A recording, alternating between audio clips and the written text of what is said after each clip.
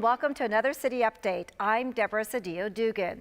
October is National Cybersecurity Month. In fact, it should be every month, and that means it's a good time to pay attention to those passwords, rethink spam emails, and to be aware of some phishing techniques both at work and home. Joining us today is Tina Slankus. She is a cybersecurity program coordinator for the City of Phoenix. She's going to talk about how to keep your information safe. Tina, welcome. It's nice seeing you. Thank you, Deborah. Thanks for spending a couple minutes with us. First of all, let's tell us a little bit about yourself and your background, and how did you become a cybersecurity coordinator here for the city? Well, my background is similar to others in the security industry. I kind of came about a roundabout way. I was a math major in college, went into the Air Force where I implemented computer systems at the Pentagon. And through that process, I had to learn how to secure those computer systems. That's really where I started my career back in the 90s, and was able to work with banking, telecommunications, mining before I came to the city. And now, you've just been with the city just for a couple years, because this position actually was created just a couple years ago. Why so? Yes, this position was created actually in our public safety department. I am on a Department of Homeland Security grant, what we call an Urban Area Security Initiative. Within our public safety community, we felt we knew how to deal with fires, we knew how to deal with floods, we knew how to deal with public health epidemics, but we really didn't have a plan for cybersecurity. So they created a position that allowed me to come in to help the state become more resilient to cyber attack. I work for the city administratively, but operationally I'm actually assigned to our Fusion Center, the Arizona Counterterrorism Information Center. I started September of 2014, right before the Super Bowl, and I've been able to participate in all of our major sporting events plans, the Super Bowl, the college football playoffs, and we're just getting started on the NCAA Final Four. That's right, those are all big events, but what about the day-to-day, especially when you're working with counterterrorism? What's the city doing to prepare for something like that might feed into our system? Well, within the City of Phoenix, we're really fortunate. We are a very collaborative city, so we partner with our partners in our Homeland Defense Bureau, which is our police and fire public safety folks, and we also work with our partners in the community. Phoenix is not an island, and it's very important. The hackers and the terrorists work together, so us in the public sector, we work very closely with the public and private sector to share information on attacks we have going on and how we can better prepare ourselves. Something that may be happening in a different sector outside of the city government could potentially come to city government, so we keep aware of what the threats are and what's coming our way. Okay, so really high level, give us some highlights and some tips, both internally and externally, that the folks should be aware of. Well, it's really important that you know who you're communicating with. We talk about this when it comes to phishing attacks. Who normally sends you emails? Who normally do you not receive emails from? If you're really not related to a royal family in Africa, you probably are not a Nigerian prince. Especially when they do this misspellings. Hello, sir, hello, madam. Yes, we've all received those emails. Exactly. So one of the things is did you expect to get that email to start with? Who did it come from? Look at that email address. It might say that it's coming from Bank of America, but the address might not be bankofamerica.com. It may be coming from Bank of America RU or another domain very close to Bank of America, but not exactly who you're expecting it from. You and I were speaking earlier, if you're not expecting to get an email from the IRS, they will not email you, by the way. Or Social Security. Or Social Security. Again. These are organizations that contact you through the mail. They're not going to be contacting you on email. So when you get those messages, those are fairly safe to delete. Yes.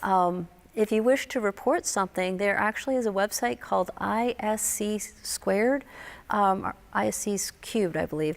And this is our internet's cybersecurity organization that gets information to law enforcement. So if you believe that you've been contacted for misinformation, or if someone is trying to target you over email or over the computer, this is an organization that you can report to, and I can provide those. Information is on our City of Phoenix website. That's excellent, and these guys are very sophisticated. I mean, they get the logos, they get the look. You read them, and you're like, oh my goodness. I mean, I can definitely, but just so what about that? What about so that's called phishing? Let's talk a little bit about the terminology. Yes. That's the phishing part of it.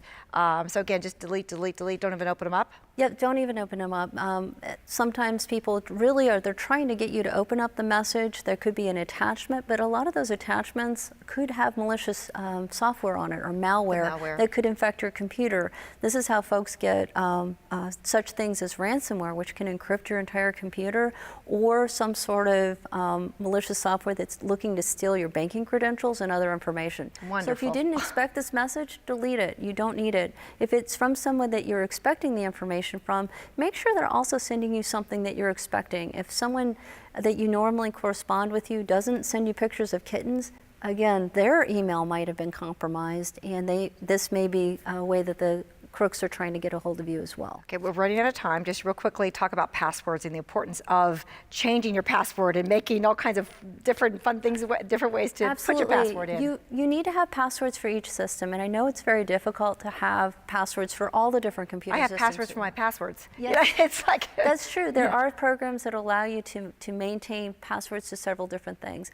but come up with a good seed, a core seed, a strong 6-7 character, what I would call a seed, and then have a unique password for each of your different systems. If it's Gmail, if it's your banking, if it's your healthcare, health insurance, you can have that core seed and then change the end to each of your different systems to allow you to have a secure password for every device.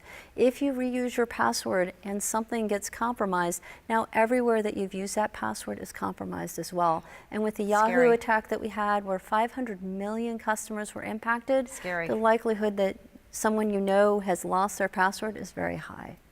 Well, thanks again for all this wonderful information. We really appreciate you spending a few minutes with us today. Thanks again, Tina. So, be informed, pay attention to your private information and those passwords and who you're also giving this information to. If you'd like to find out more information about cybersecurity, you can go to phoenix.gov/emergency. Now, before we leave you today, here are a couple of videos to help you keep safe. For City Update, I'm Deborah Cedillo-Dugan. What you may not realize is that there's probably more of your personal information floating around in cyberspace than you think. Everything from what you post on social media and your browsing habits, to the information organizations collect about you online leaves a digital footprint. And your reputation is an important thing to maintain. We're all guilty of oversharing sometimes, but don't panic. Here's 3 things to remember. Personal information is like money. Value it, protect it. Information about you, such as the games you like to play, what you search online, and where you shop and live has value, just like money. Be thoughtful about who gets that information and how it's collected through apps and websites. Share with care. What you post can last a lifetime. Before posting online, think about how it might be perceived now and in the future and who might see it. Post only about others as you have them post about you. The golden rule applies online as well.